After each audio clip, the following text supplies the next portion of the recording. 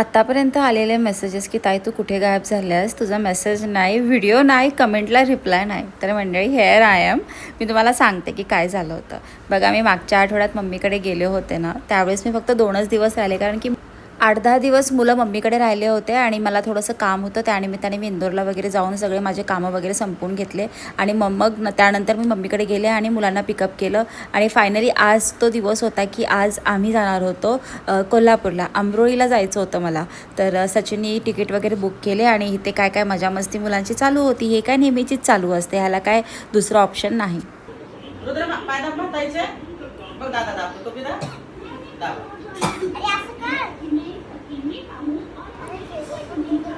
दादा आणि रुद्रमा हे दोघे मिळून पाय दाबत होते का त्यांना खायचं होतं अंडं. तर अंडं करत असताना एक गोष्ट लक्षात आली की वैष्णवी आता हल्लीनं बऱ्याच किचनचे कामं हँडल करते. पण मी तिला सांगितलं की शाळा चालू होती बाळा, आता बाद झालं किचनमध्ये हे सगळे कामं करणं.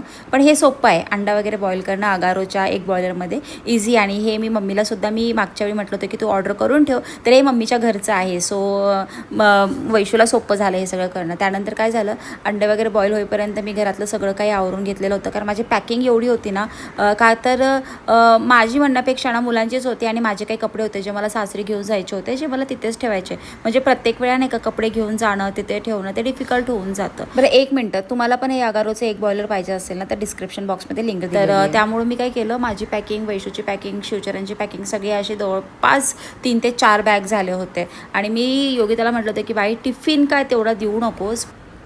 सकाळी मम्मीनी जे सँडविच केलं होतं ना, त्याचं सार उरलेलं होतं, तर तेच म्हटलं 2 सँडविच बनवून दे. बाकी काय कुठे हॉटेलला गाडी वगैरे थांबले की आम्ही जेवणच घेऊ.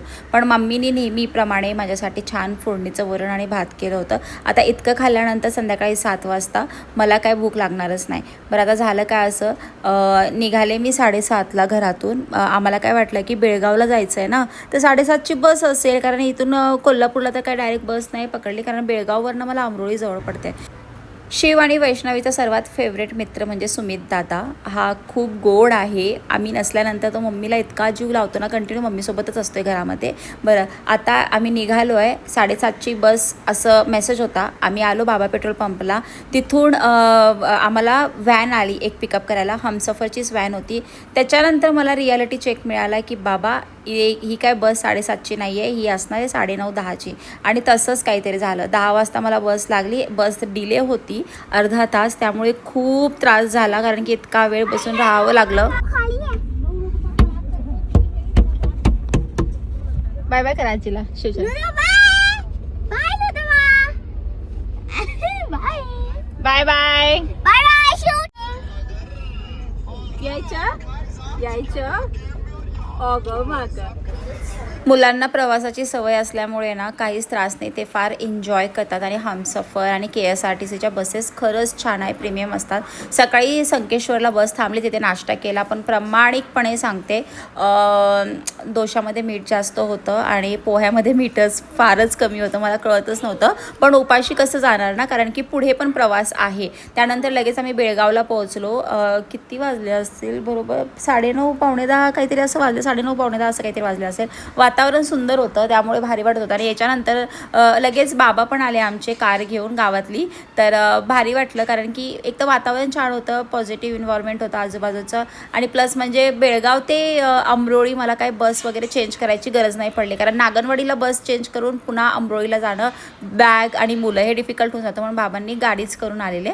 त्यानंतर आम्ही इडली करायचा बेत होता. आईनी ऑलरेडी इडलीचं बॅटर तयार करून ठेवलं होतं. मग त्या शॉपवर गेल्या आणि मग मी सांबर मसाला आणायला बाहेर पडले होते. वातावरण तुम्ही गावातलं बघा किती सुंदर आहे, खूप भारी वाटतं इथे. म्हणजे तुम्ही उन्हाळ्याला या, पावसाळ्याला या, कधी पण या, कुठल्याही ऋतूमध्ये हिरवगारच असतं. त्यानंतर मी मस्तपैकी सांबार बनवलं. सांबार गोड आंबट तिखट इतकं सुंदर होतं ना, चिंचेचं पाणी घातलेलं, साखर किंवा गोड टाकून आणि सांबार मसाला घालून छान फोडणीला सांबार टाकलेलं. आणि माझे रेग्युलर व्हिडिओ येत नाही, त्यामुळे खरंच माफ करा. थोडंसं नाही का टाईम आणि शेड्यूल माझं मॅचच होत नाही आहे. मी ट्राय करेल रोज व्हिडिओ टाकायचा आणि शॉर्ट व्हिडिओ पण बरेच दिवस झाले टाकलेलं नाही आहे. बॅटर कशाचं आहे हे मला विचारू नका, तांदळाचंच आहे ऑफकोर्स, पण डिटेलमध्ये मला सांगता येणार आहे कारण की हे आईंनी केलं होतं. बट फर्मेंटेशन खूप छान झालं होतं. वातावरण बाहेरचं इतकं थंड आहे तरीसुद्धा खूप सुंदर पीठ आलं होतं. आणि इडली हा ना सगळ्यात आवडीचा पदार्थ आहे. अजिबात इनो नाही आहे, काहीच नाही टाकलेलं आहे. इतकं छान फ्लफी इडली झाल्या होत्या की वैष्णवीला आणि शिवला, आदित्याला माझ्या नंदाच्या मुलाला खूप आवडलं आणि सांबार पण खूप टेस्टी झालं होतं असं मुलं म्हणत होते. तर हे असं भांडं आहे जे डायरेक्ट कुकरला लावून मी शिट्टी म्हणजे विदाऊट सिटी स्टीम देणार आहे त्याला. हे करत असताना ना अंदाजच आला नाही, माझ्या हातावर वाफ आली आणि पुढचे अर्धा पाऊण तास आहे ना ते थोडंसं भगभगत होतं. त्यानंतर असं नाही का खेळण्यात मजा मस्ती करण्यात ते कधी कुठं काय निघून गेलं काहीच कळलं नाही. कारण हाच एक फायदा असतो ज्यावेळेस आपण म्हणजे फॅमिलीसोबत असतो की हे एक वेगळीच एनर्जी असते. पण ज्यावेळेस आपण एकटा असतो ना तर त्या नेगेटिव्ह गोष्टीकडे सारखं सारखं लक्ष जातं. त्यामुळं खरंच फॅमिली जवळ असणं खूप महत्त्वाचं आहे आणि माझी खूप इच्छा आहे की सारखं सारखं जायला मिळावं, पण स्कूलमुळे नाही होत तसं. बट मी नक्कीच प्लॅन करेल, प्रयत्न करेल. आणि हो, मला सगळे म्हणतात की ताई तू कार तेवढा शिकून घे, कार शिकलीस की तू कुठेही कशीही जाऊ शकते कार काढून. तर आता ना खरंच गरज आहे मला कार शिकण्याची आणि माझा कॉन्फिडन्स कमी आहे बाय द वे, नाही तर मला कार येते. कॉन्फिडन्स कमी आहे, मी एकटी चालू शकेल का नाही मला याची गॅरंटी नाही आहे, पण मी ट्राय नक्की करेल. तर हे इडली चटणी सांबार मस्तपैकी तयार झालं होतं आणि मी आईबाबांची वाट बघितली. ताई पण आल्या होत्या तर आम्ही मस्तपैकी खाल्लं पिल्लं मजा मस्ती केली. त्यानंतर चंदगडला जायचं होतं कारण चंदगडला डॉक्युमेंटचं काम आहे आमचं, शिवचं आणि वैशूचं आधार कार्डचं राशन कार्डवरती नाव वगैरे टाकायचं आहे, बऱ्याच गोष्टी आहे. तर त्याचं मी शूट वगैरे नाही केलं, मी जस्ट शेअर करते तुम्हाला कारण की ना मी हल्ली ना शूट करण्यापेक्षा ना मुमेंट स्पेंड करणं महत्त्वाचं समजते. संध्याकाळी आईने खूप छान स्वीट कॉर्नचं असं नाश्ता बनवला. वैष्णवी आणि आजोबा बाहेरच्या ग्रिलला मस्त कलर देत होते आणि असा आमचा दिवस होता.